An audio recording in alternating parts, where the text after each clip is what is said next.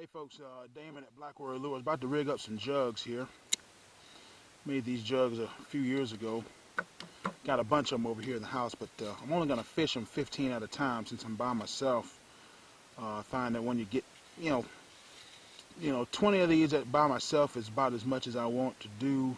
So I'm going to cut it back to about 15. I put 2 hooks apiece on them. Main thing I do is these jugs are fairly weatherable, but they start looking kind of gross after a while. Like this guy just looks like he's been cut and stabbed to death and been strangled. And so I'm probably going to start making these out of wood, like you see my floats. I got plenty of pine trees here. Got some big old pile of wood over there. Probably start getting these on a lathe and start making these beautiful out of wood and stuff. But more on that later. I use this 100-pound test line. I think it's number 18, or you can get 18, maybe number 20, whatever. No need for anything super thick. I mean, you know, if it's a 100-pound test line and you're only catching, you know, what, eating size fish that are less than 5 pounds, every now and again you'll get something big like a 20. You know, you'll get some big ones out there. In fact, one of the state records, about 120-pound blue, was caught on jugs very much like this, you know.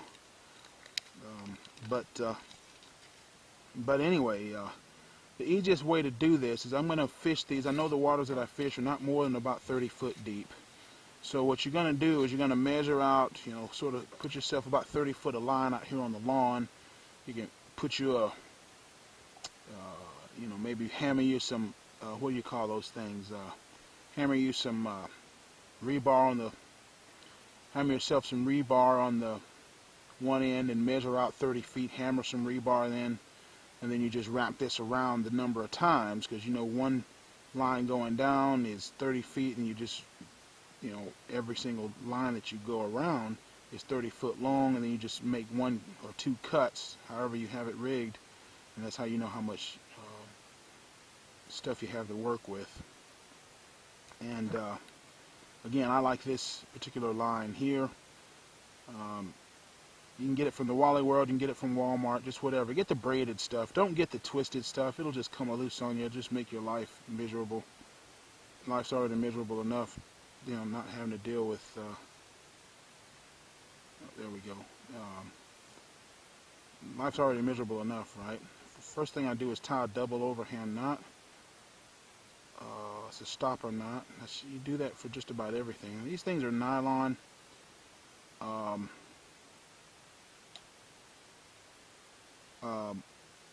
Cotton would be better, but it's so hard to find cotton line anywhere. And these are not trot lines. Basically what a jug fish, for those of you who don't know, jug fishing, this basically replaces a rod and reel.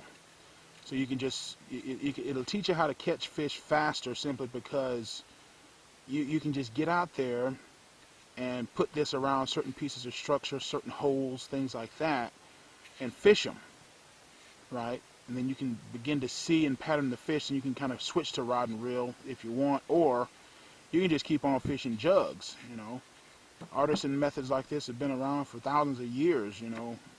Rod and reel fishing is definitely more fun to me, and you can really definitely at certain times of the year key in, and just like, you know, the spawn will be coming up here in another month or so.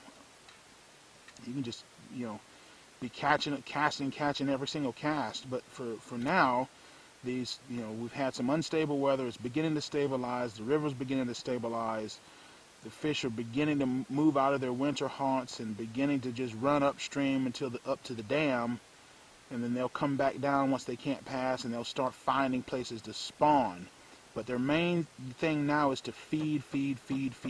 Once they move into the pre-spawn pattern, you know, according to Doug Stange in Fisherman, who's written a lot on catfishing, when those fish come out of the winter haunts and they start the pre-spawn, they're basically feeding, because they've just been living off of body fat and stuff.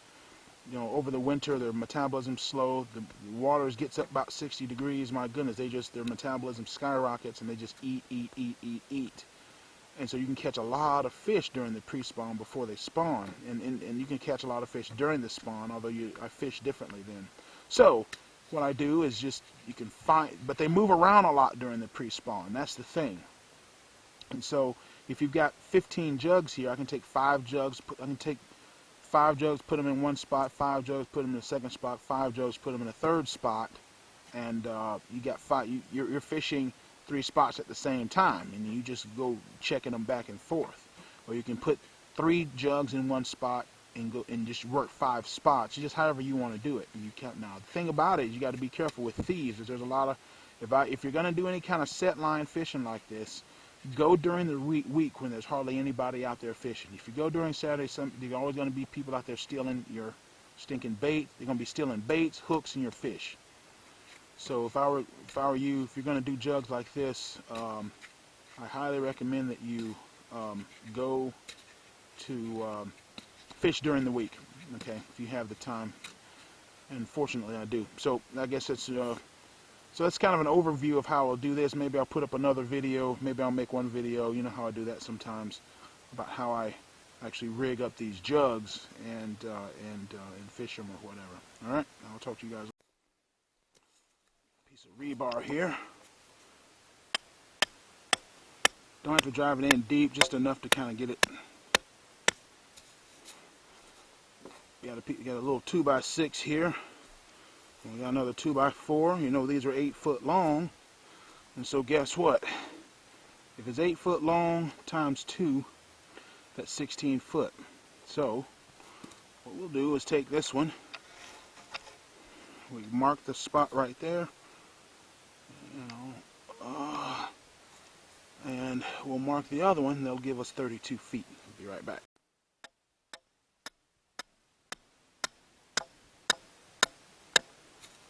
Alright, there you go. And you can leave these in if you want, doesn't matter.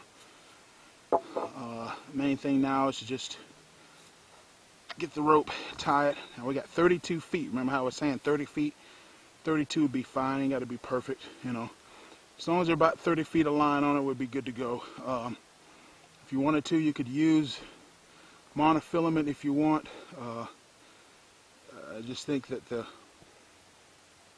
this line is a lot cheaper. You can get it from the Wallet World and get it in a lot of different sizes or whatever. So we'll just go with that. Just tie a quick anchor hitch here. Good not to know. Anytime you want to anchor anything, just type in anchor hitch. Oh, come on. And around there, through there. And then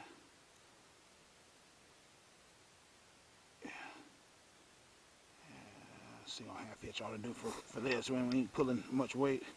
And then we're just gonna go here. Oh, come on. Easiest way to do it like this. Now again, remember 15 jugs, which means we need to make 15 rounds, well, or like 7.5 technically, but so from here to there is 32 feet. That's how deep that's the maximum depth we'll be fishing, because I just don't have to fish any deeper than that. Take that, loop it around there, and come back. So that's 1 jug, and this will be 2 jugs. And we're probably going to have to go buy some more line. Okay, that's 2 jugs. And forgive the camera. So how do I rig these jugs after we get the lines cut and everything? You can get you some, I use L197 Eagle Claw circle hooks, the Circle C type hooks. I think these are 5/0. I'm pretty sure they're 5/0. And these have been sitting outside, and so they're starting to sort of rust or whatever, but that's okay. They're still really sharp. What you're going to do is, get you some kite string. I use kite string. This is stuff that's been waxed, actually. It's Dacron, so it's, and take about a foot. You're going to take like 2 feet of line, and you're going to tie your knots, and you have about that much left over. Some will be a little longer or less. So what we'll do is we'll take 1 string here. Just take 1 of your strings. And the first thing we're going to do is tie a double overhand knot. That's a knot stop. Okay. That's just a stopper knot. And we're going to measure 3 feet plus a little. We're going to tie a dropper knot. dropper knot, you come up with a loop. 1, 2, 3, 4. That's all I'm going to do there. You can do more, but I find that it's not, and then it's not work. So you're going to tie that knot there. So it's somewhat like a bimini twist in some ways, and you're going to pull that bottom loop through there. I'll tie, see, you go like that, pull it, pull it, pull it. It should be getting tighter, but it isn't, because it doesn't want to cooperate today. Nah, didn't want to do it. I'll just try it again. So 1, 2, 3, 4.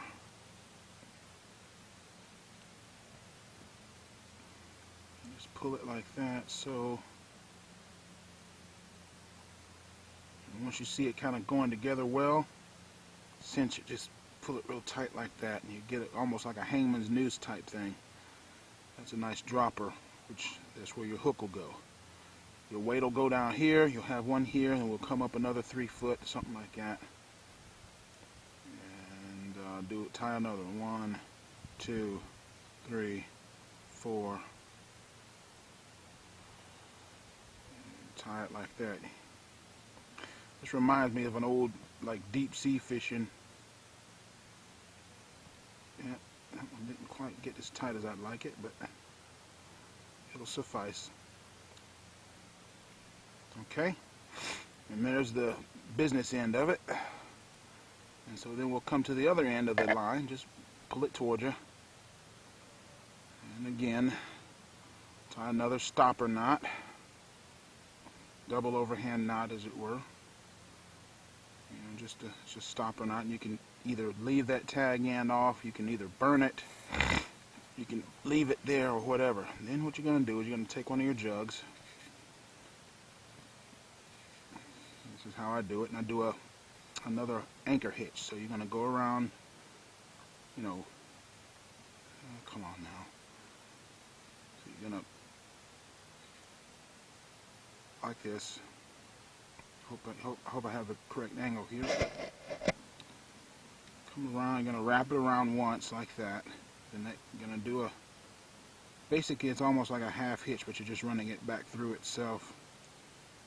Come back through. If you don't know how to, if that's confusing, check out Animated Knots. They'll have it on there, an anchor hitch.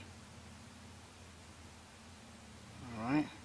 And so it should form a kind of basically a half hitch, but it sort of runs back through itself, so it sort of locks itself into place. All right, and then we'll just follow that up. We don't need that much tag end. Adjust the tag end so you can put 2 or 3 half hitches on here to secure it, and then you'll be good to go. Okay, there's one half hitch. Just a couple half hitches ought to be plenty. Okay. Yeah, that's plenty. I'll just push that kind of all the way down there to the thingy there. Maybe do one more half hitch if we can get it in there. Again, 2, 3 half hitches is what you want. I find that 3 works better usually. And then what we're going to do now is come back around this way here. And we're just going to wrap this up around the thing. All 32 feet of it, just wrap it all up and down here. See, if you wrap it up here, it's going to crush that. It's going to make it just dog ugly.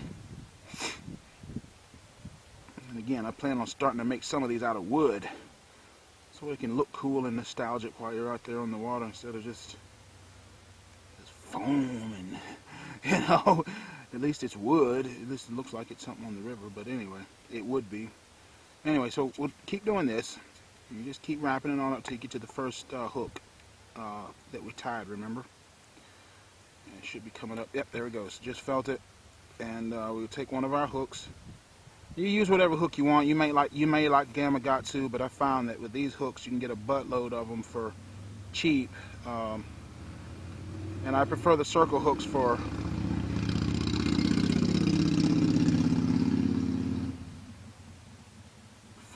jugs, because it's sort of like set it, forget it, you know. And then you just wrap it up around like that, put it in, and you're good to go. And there, I'll show you that quick knot again. All right, it's just another. You're gonna run the hook through here. Come on now. You're gonna run the hook through there, and then run the hook through here. This is the same way you put the hook on this first string onto the hook, right? It's the same sort of little hitch there. And so same thing here. We'll just come here, stretch it out, put it together, and then the tag in there, just again, just wrap it on around, and so that's another complete jug. And so again, and then the weights, use whatever weight you want. You can use bricks, you can use lead, you can use old railroad metal that you find, and that's basically how you rig up my jugs. And so we'll just, you just rig up, just sit here, take you a couple hours or something on a Saturday or whatever, rig them up, be happy with it.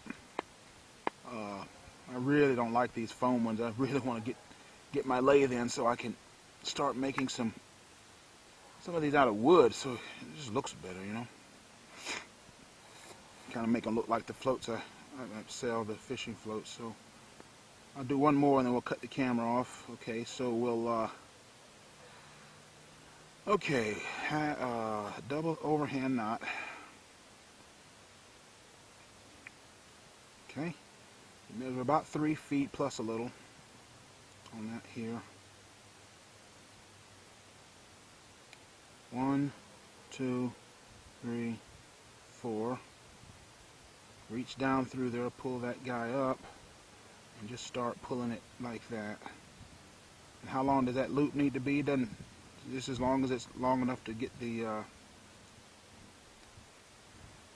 long enough to get the rope through there. I mean, it'll stand out there to the side. And we'll measure another 3 foot there. 1, 2, 3, 4. Reach down, pull it through. Yeah. The loop there is a little bit longer than I'd prefer, and then you just be careful. These lines will tangle up on themselves very quickly. Again, another double overhead here. The stopper knots are what keep it from slipping and whatnot. Just any time, that's a basic, you know, knot that you use for just about any kind of knot tying. Okay, we'll come here. Anchor hitch. Again, if you're confused about that, just check out animatedknots.com.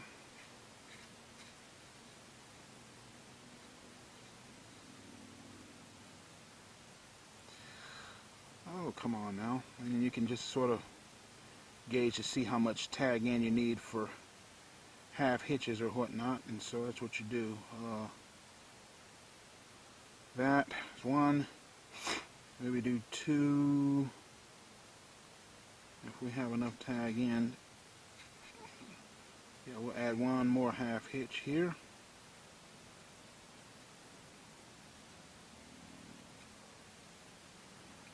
There it is.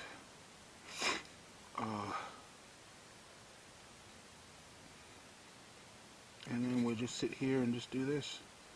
Wrap it all the way up. Doesn't take long to do this. Just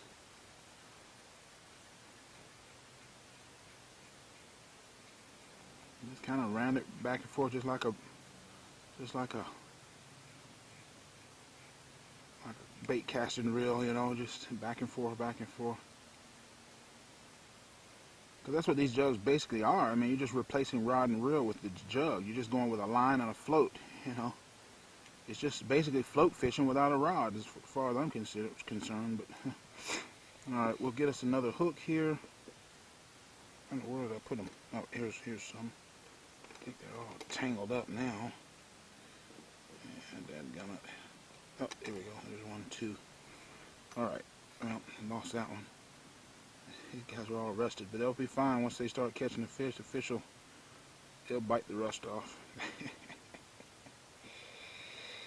Oh! Alright, so we got that. Do it like that. Pull it tight. And again, that's exactly how you put this little piece of string onto the hook itself. So, and then you come here and just like that. Come on, just like that. Oh, come on. And you just put it in there like that, something like that. Same thing, just keep wrapping it until you get to the next one. And then we'll take this hook. I'm hoping I'm getting this in the mirror, on the camera for you guys. It's kind of hard for me to know. Here, there, like that. Back through. I'm not sure what they call that, but it's like one of the most, how in the world did that happen? I don't know. There we go, just... Oh, I think it's just misaligned, but it's the same thing. There we go. Now it's better. And we come back here.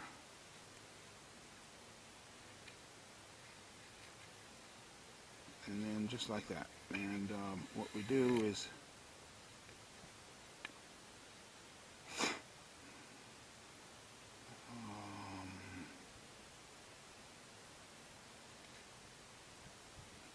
and there we go. And that's 3, and we got what 14, 12 more to go. And there you go. And that's how you rig your jug lines. And it's pretty simple. The great thing about jug lines is that you can, if you're just not sure where to fish, these jugs can tell you about where the fish are. If you've got 5 jugs in 3 spots, you're thoroughly fishing 3 spots. And because we have 2 hooks on here, you're also fishing a variety of depths. You're fishing closer to the bottom and higher up in the water column. And you have 3, 4, 5 of these in each spot. And you may have 3 to 5 spots. That's just 15. That's what you can do with just 15 jugs. And some guys run 20, 25 jugs. Some guys run 30. Some guys do free weighted jugs. I don't like the free weighted jugs because they're just, I ain't got time to be chasing down jugs. If I had a team of guys working with me, like had 3 guys, working with me, that'd be a different sort of story. But anyway, I'm going to keep on working here. May even go into the house here and do this. Because I don't necessarily feel like staying outside. 2, 3, 4. And there you go. I will talk to you guys later. Hope you enjoy this. Let me know if you like these videos. Rate, comment, subscribe, all that stuff. Tell me if these videos help you out or not. Because sometimes you're making these videos and you're just making videos, man. And you're like, okay, is anybody else out there? Hello? And yeah, I know you guys are out there. But anyway, I'll see you later. Bye.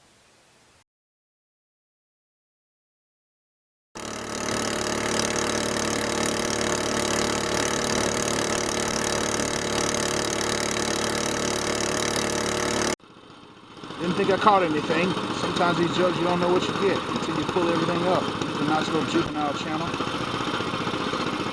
On a circle hook. He bit right in his eye. Alright, buddy, don't mess up my water jugs. It was on this top hook. And the soap, no hit. Again, you just never know what you're going to get when you fish jugs. Looks like a big blue there. Alright, buddy, just chill out. He's wrapped up pretty good. And he hit that beef liver. Bottom of the soap, nothing.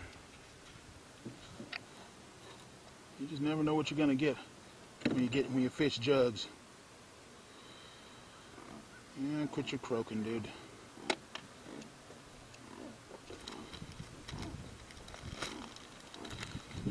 What that tells me is these fish are starting to come up out of the depths and into the shallows and start to feed, getting ready for the spawn. Man, quit your croaking, dude. I keep telling you, quit croaking. That'll eat it now. It'll be a nice soon. He's tired out. He's been twisting and everything. And he hit the beef liver. So,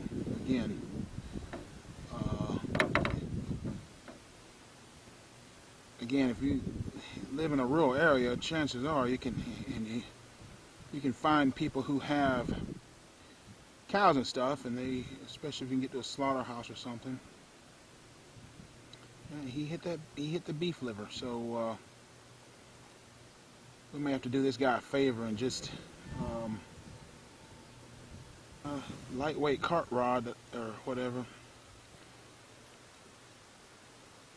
Come on, open your mouth, dude. There we go. And there we go, there. That's what you can do with jugs. And he's pretty beat up. He's tired. But that'll make a nice fish sandwich.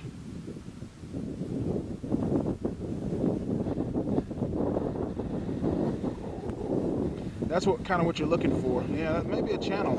I don't know. It's kind of hard to tell. You have to count the tail fins there. He could be a channel. He could be a blue. I'm guessing he's a blue. But look how he's got that big fin up there. Just looks beautiful. That's a beautiful fish, boy. He's just croaking away. So we're going to get him on the ice.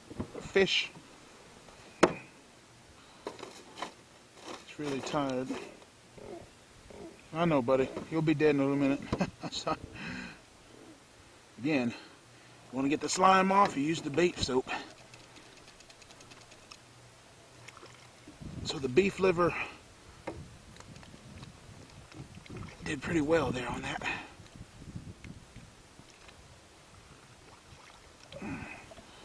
Alright. So there we go. So we don't have much time left. We got to get back and get to the old day job. And this is another thing that really makes me angry about jugs. The lines will tangle like crazy. And I just, most of the time, don't feel like it. So I usually jug once a year. And then when I get done jugging, I realize how much I hate jugging. Because it's just so much easier with one rod and reel. I mean, again, I think like a fly fisherman. So we'll put that guy there. And so there we go there. Let's see what got one more jug to get and see what it has, and then we'll head on back to the house.